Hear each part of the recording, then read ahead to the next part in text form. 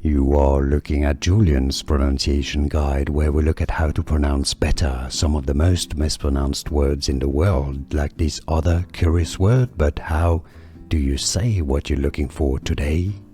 Let's learn how to pronounce this word. I know it's a little bit confusing because the spelling is a bit strange with double T, there's an R there. Let's break it down. There are different pronunciations in English. Okay, so the standard sort of British English pronunciation is as pattern, pa-ten, with a silent R. Okay, the R is not pronounced in the UK British English. Now, the Americans say it a bit differently. There are at least two different pronunciations used in the US.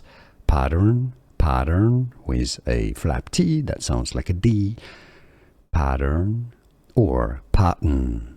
Pattern is also another pronunciation. Could you hear the difference? Was this any useful? Let me know in the comments. Here are more videos on how to pronounce more confusing words and names too many mispronounced. Like this video if you found it useful. I appreciate your support. I'll see you soon and thanks for watching.